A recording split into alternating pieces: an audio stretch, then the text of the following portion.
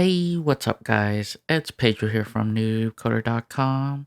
Welcome back to part 5 of my tutorial series on building a type racer clone. And in this tutorial, we're going to be focusing on everything that has to do with our timer. So what I mean by timer is we're going to have a start time clock and we're going to have a game clock. Alright, so to get started, I'm going to start off in our app.js folder. And what I'm going to do is import this component. We haven't created this yet, but I called it type racer. And this is going to be within our components folder. Next, what I want to do is while we're here, let's set up a route. So I'm going to change this to game ID. And instead of just using the component prop, what I am going to do is get rid of this and give me some space here. And instead of using the component prop, what we're going to use is the render prop. Because what I want to end up doing is I want to pass down the game state to the type racer component. Okay. So we're just going to say render, and we should get back a function which has props. And then we're just going to render out the component that we want, which is type racer. Next, we'll pass down the props to type racer.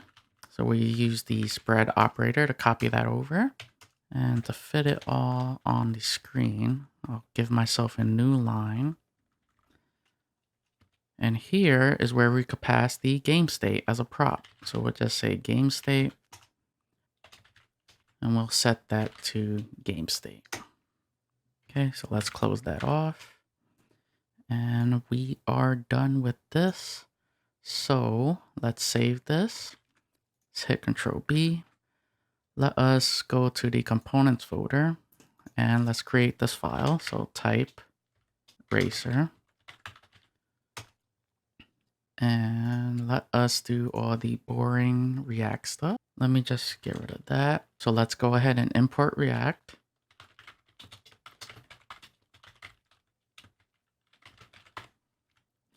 Next, what I want to do is import the redirect component from our React router.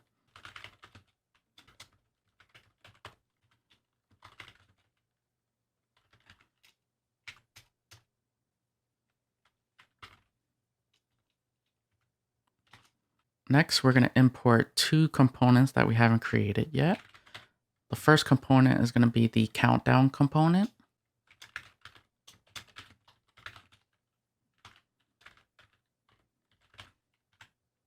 And the second component is going to be our start button.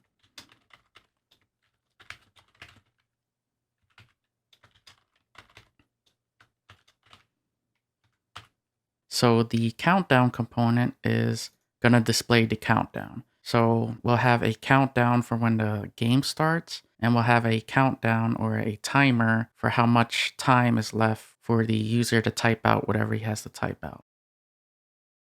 Start button is just going to be for starting the game, which is going to start the countdown. And finally, we are going to import our socket.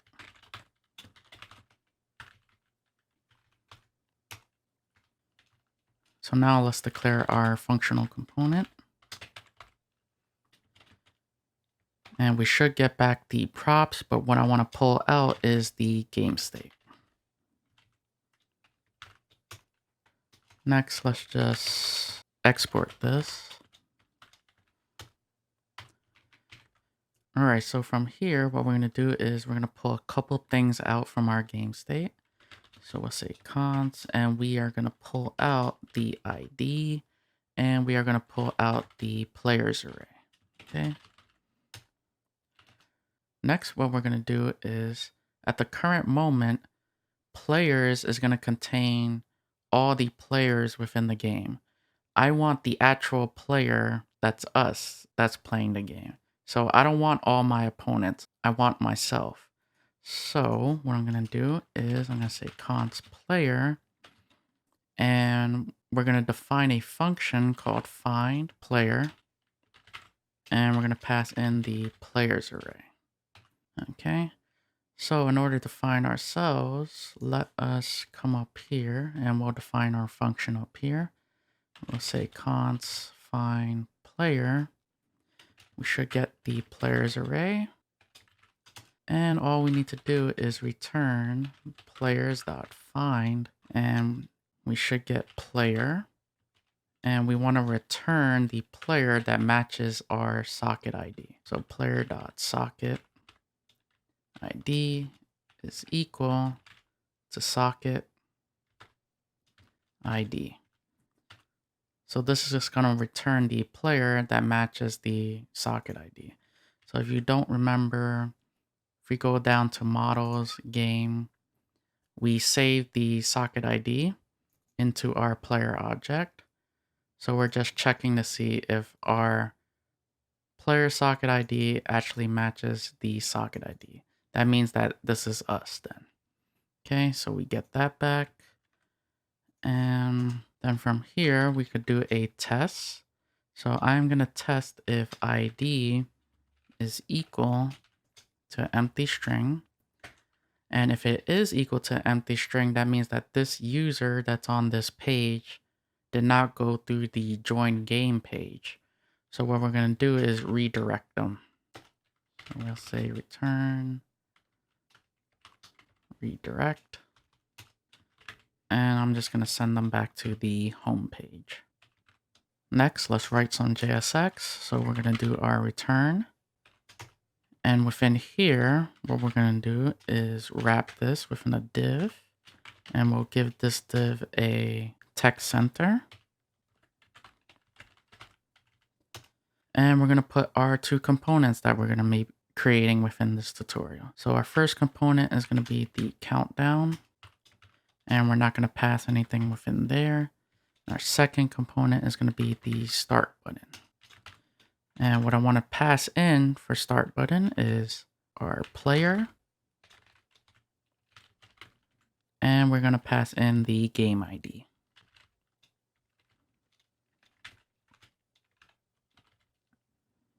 Okay, so our type racer component is going to have a lot more components than just these two components. Just for now that I'm just want to cover everything going over the timer. So the first component that I want to create is our start button component. So for now, let's save this. And let's go here and we'll create our start button. Okay. All right, so first we're going to import React and the useState hook.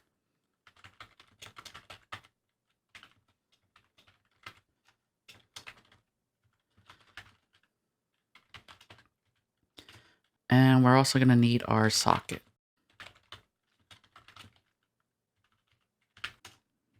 All right. Next, let's define our component. And instead of props, what we're going to pull out from props is the player and the game ID.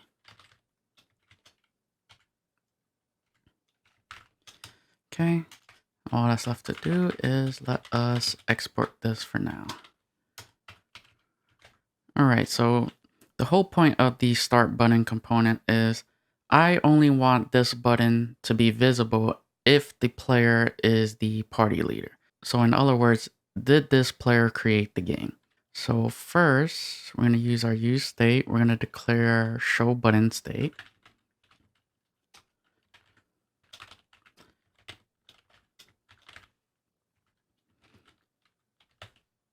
And we'll initialize this to true. Next, what I want to do is I want to pull out is party leader from our player object. Now from here, let's do some JSX. And now all we're going to do is check to see if we should render this button or not. So we're going to say is party leader and show button is true. That means I want you to render out this button. So we'll give this a type of button. And we're also going to pass down an onClick. We haven't created this yet, but we will. I called it onClick handler. And next, before we go further, let's give us some space. We're going to give it a class name of primary button.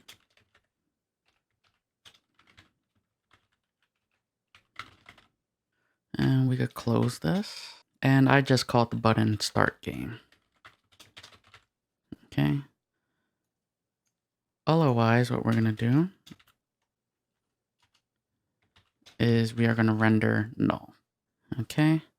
So let us handle this. So we're going to create this function now, just to save some typing.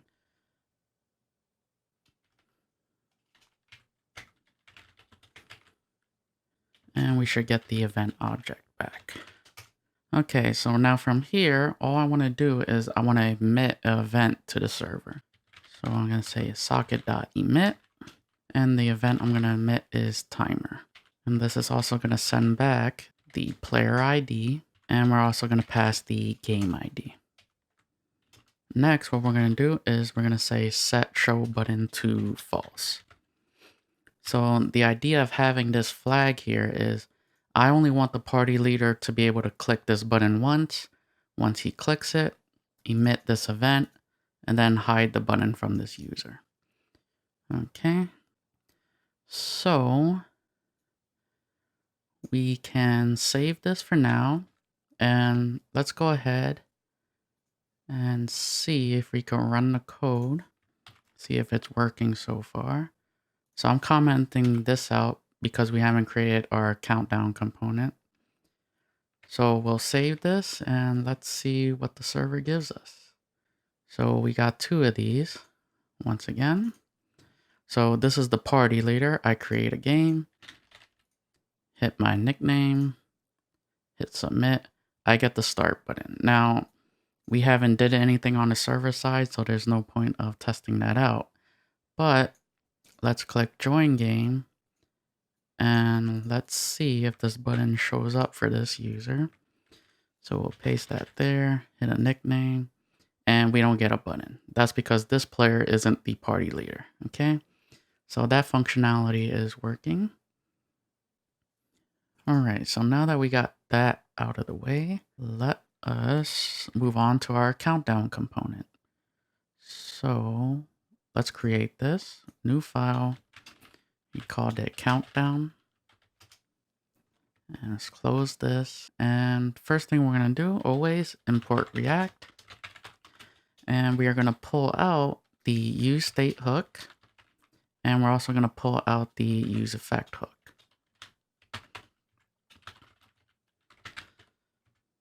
Okay. Next, you should all be familiar by now. We're going to import socket.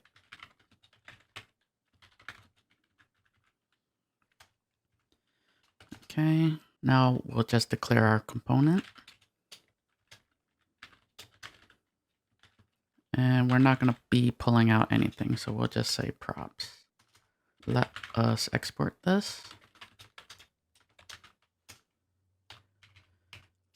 And now let's declare our state.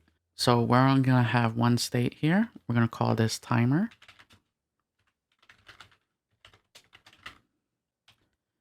And we are going to set that state to the following. First property is going to be countdown.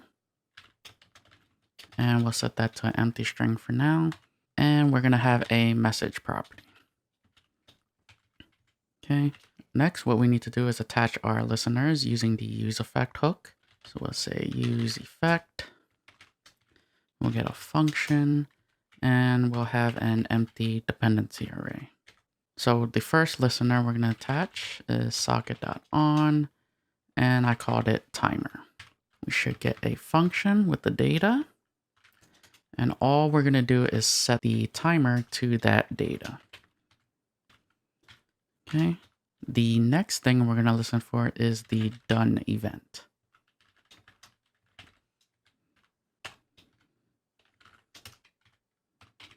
And all this is going to do is actually remove the listener. Okay. This is just so the user can see how much time he completed the sentence in. By removing the listener, our timer stops updating, okay? And the timer is always going to be used to display the time to the user. So this is going to get invoked a lot. And this is only going to get invoked when the user actually types out everything. And next, what we can do is we could pull out from our timer the countdown and the message. And again, this is very, very simple component. All we're going to do is display this to the user. So for a countdown, I just use the H1 tag.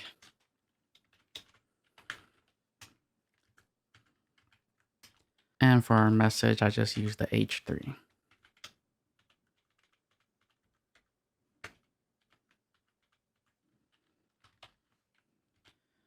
Okay, so very, very simple. So for now, this looks good. Just going to save it. We're not going to be able to see anything yet until we actually do some work on the server. So let us move on from here. We'll go down to our app.js file. And let's close that. And we'll start from here. So first we need to listen for the timer event that's emitted from our StartBtn component. We'll say on timer. And if that occurs, we'll execute this function.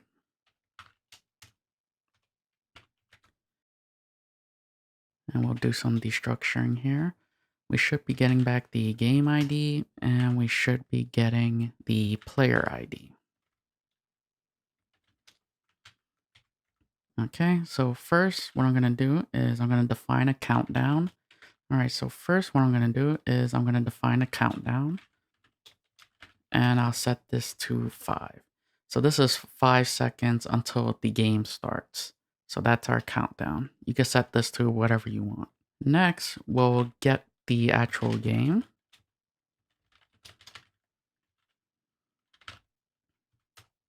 And we'll pass the game ID.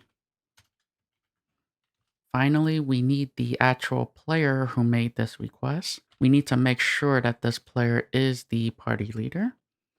So we'll get the player by saying game.players. And there's a function called ID, which we could pass the player ID. And this is going to return the player who made this request. Next, we'll check to see if this player is the party leader. So if he is the party leader, then we are going to start this countdown. So I'm just going to say let timer ID, if I could spell, is going to be equal to set interval. And this is also going to be an async function. Okay, so first thing we're going to do is we are going to check to see whether or not our countdown should end. So we'll say countdown is greater than or equal to 0. So if our countdown is greater than or equal to 0, I want you to emit to everyone within the room. So we'll say the game ID, and we will emit the timer event. So our countdown component is listening for this event to occur. And we're going to pass this object with the countdown and the message. So the current message is going to be starting game. And all we need to do is decrement the countdown. Okay. Otherwise, if this if statement does not execute, that means that the start downtime has already arrived to 0. So now we're going to actually start the game. So first thing we're going to do is we're going to say game.isOpen, and we're going to set this to false. So that means that, hey, the game has started. No other players can join this game. So we'll just save that.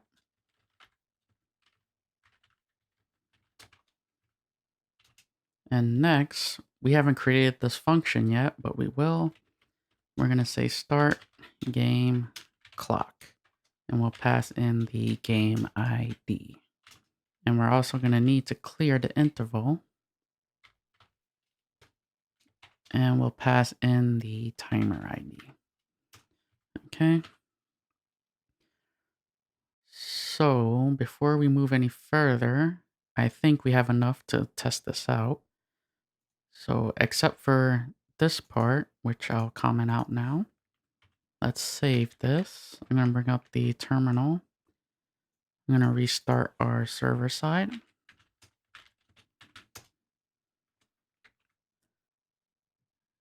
And now let us bring in 2 copies of this. So I'll create a game. We'll submit. Let's copy the game ID. Let's paste that there. Give us a nickname. And let's start the game. And we are not getting anything. So let us go to type racer. Okay, so I didn't uncomment this. So let's uncomment this. Let's save type racer. Let's bring up the terminal, see if we're getting any errors. And yes, we are. Okay, so let's take a look at this. And so for our set interval, we're not actually specifying a time. So I just want to get rid of that space. We'll set this to 1,000 milliseconds. So that's just 1 second. So every second that occurs, execute this until this is no longer valid, and then execute the else statement. One more thing. Once we save the game, we're going to emit to our clients that, hey, the game has updated.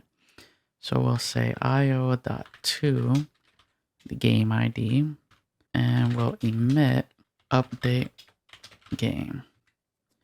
And we'll pass in the game object. So now let's actually retest this. So I'm just restarting the server. And if you guys do not want to keep restarting the server like I do, I have a bad habit, but you guys could use NodeMod and I'll automatically restart the server. So we're getting an error, but this time cannot find file. So we probably have a typo while importing. So import countdown. This should be uppercase. So now let's save this. And hopefully this works. So we'll create a game. Let's get this game ID. Join the game, hit start. And there you go. So our timers are in sync. And this is when our start game function, which we haven't created yet, right here, that's when this executes. And then you'll have our game clock display, and that's the amount of time the user has to actually finish typing out whatever he has to type out. Okay, so as you can imagine, we're actually gonna create this function now. So we are not gonna make this function within this IO. We're just gonna declare it just outside of it. Yeah, just outside of it. And we'll call this start game clock. And we should get the game ID. If I could type. Okay. All right. Very similar to what we did previously. We need to get the game.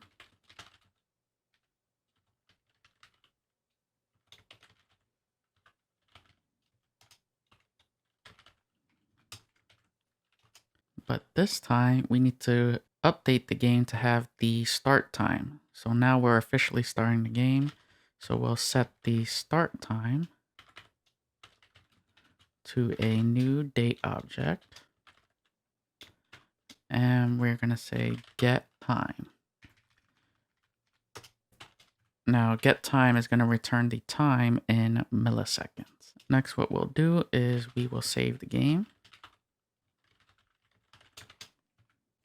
And now from here, we're going to differentiate from our timer we are also going to include minutes. So our timer had only seconds. We're going to have minutes and seconds. So this time I am going to set the time to 120. So again, set interval uses milliseconds. Every 1,000 milliseconds is a second. So I set it to 120 seconds, which is equal to 2 minutes. Next, we'll set our timer. And this time we'll define a function and we'll call it game interval func. And we want this to execute every 1,000 seconds. Now, the reason I'm doing this is set interval does not execute immediately. So there's going to be a noticeable delay. So what I'm going to do is I'm going to immediately execute this function and then I'm going to return it. Okay. So we could do that right now so we don't forget. So we're immediately executing this function and then we're returning this function so our set interval can execute it. Okay. Another way you could do this is you could declare this function somewhere else, execute this function one line above here, and then you would just pass it in as you normally would. So I'm not going to bother to do that, but if you guys want to end up doing that, that's up to you. So the first thing we're going to do is I want to format the time. So I'm just going to say const format time is going to be equal to calculate time. And we're going to pass in time. So time is in seconds, so 120 seconds. I want to display this to the user as minutes and seconds. So that's what our calculate time function is going to do. So let us copy that. And we could declare that here. So first, let's get our minutes. So we'll say let minutes. And time is in seconds. So 60 seconds equal a minute. We could just reverse that and divide by 60. That will give us our minutes. So we'll say time divided by 60. Now, this is not going to be an even number. This is going to be a fraction. So we just want the minutes. So what we're going to do is we're going to round down.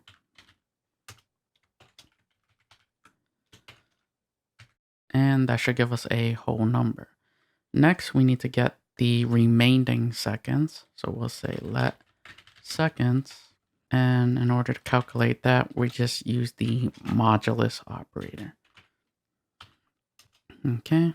Afterwards, we're going to format this into a string so we could display it to the user.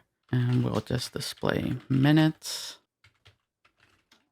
And then within here, there's a special edge case. So if seconds is below 10 seconds, I want to add a 0. So what do I mean by that? Let's say we have 1 minute and 9 seconds. That's how it's going to be written now. I don't want 1 minute and 9 seconds to be written like this. I want to add an 0 like that. Okay. So we'll get rid of that.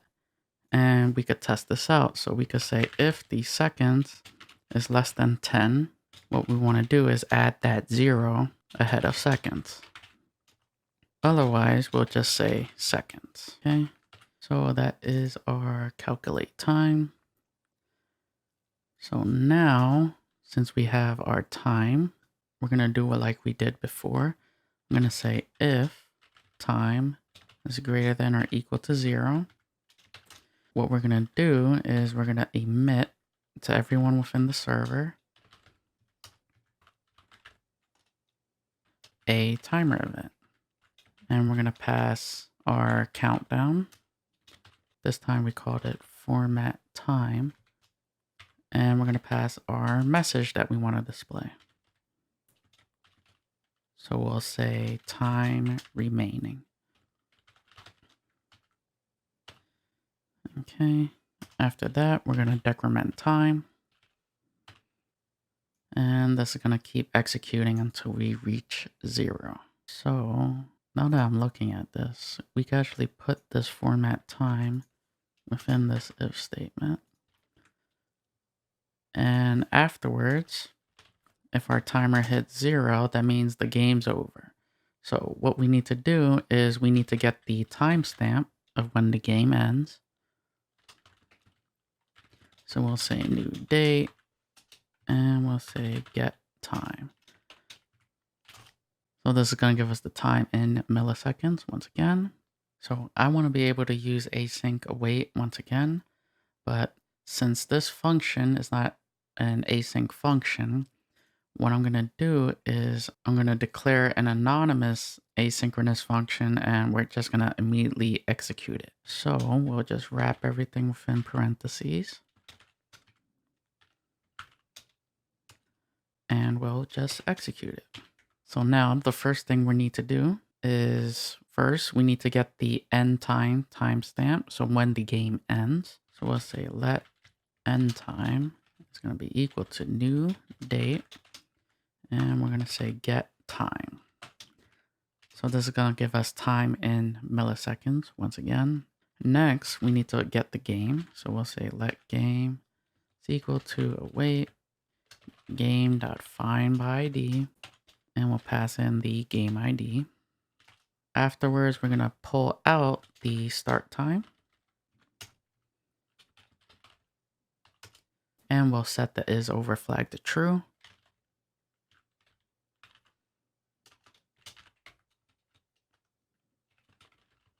And once we do that, what I want to do is if the player has not finished within the allotted time, that means we haven't yet calculated his words per minute. So what we're going to do is we're going to iterate throughout all our players, and we're going to check to see if their words per minute was calculated or not. So we're going to say game.players.for each.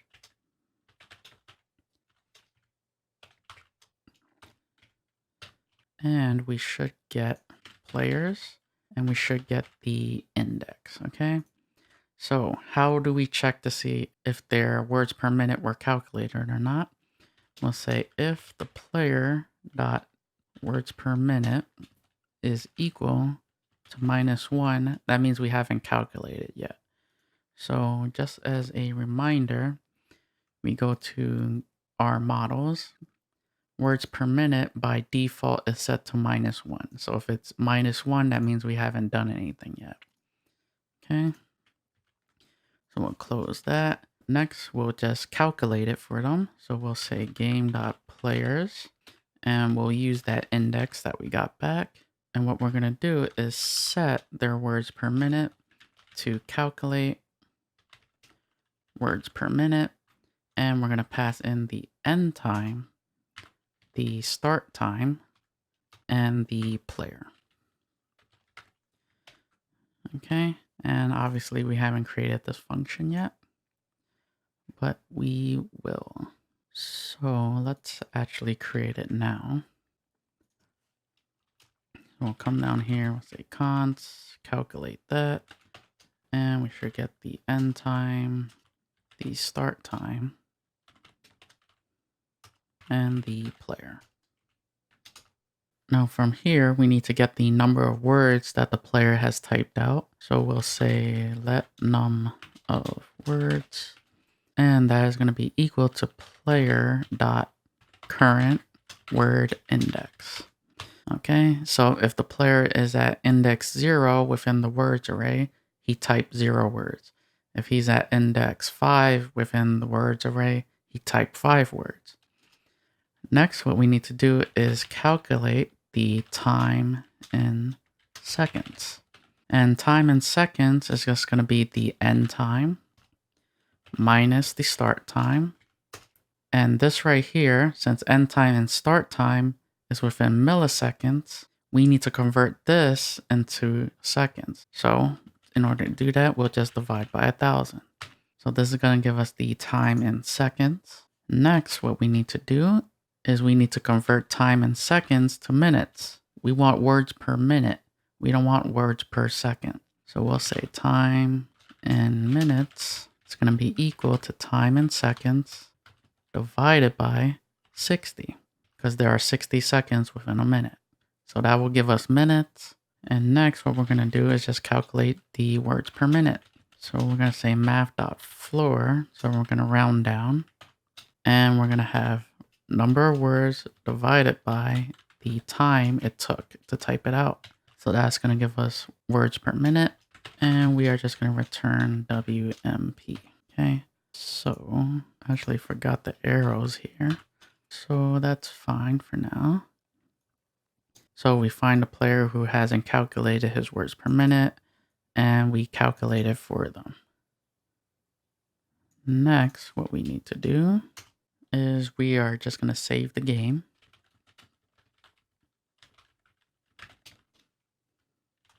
And then once we save the game, we're going to emit an update game.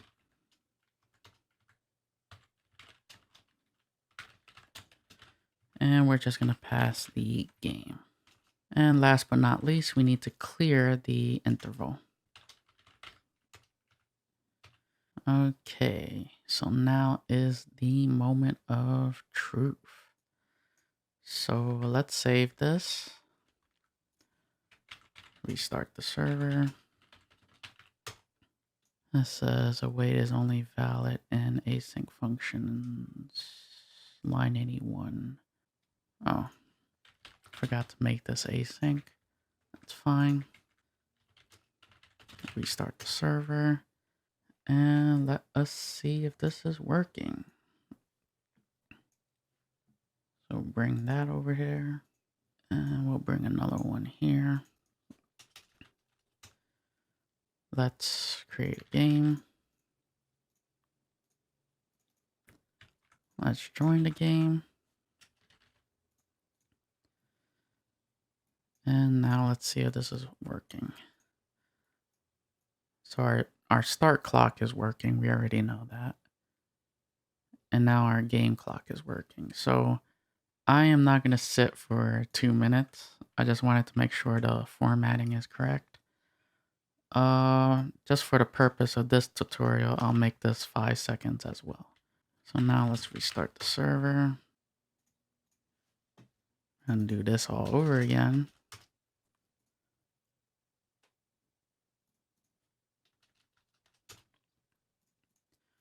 Create the game.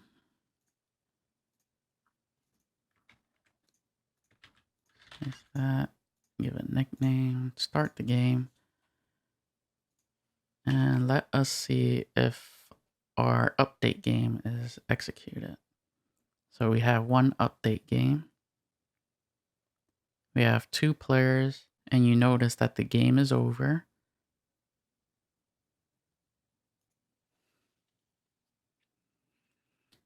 And it says reference error. Player is not defined. So line 99. Yeah, that's true. I called it players instead of player. So we'll save this. We'll restart this. Hopefully for the last time.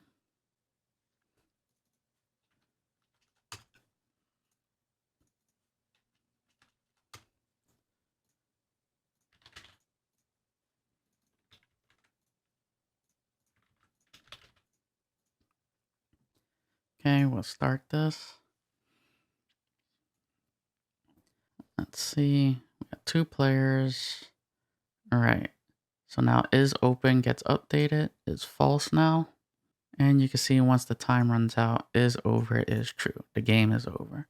So if we take a look at players, their words per minute should be calculated, which it is. So by default, remember words per minute is set to -1.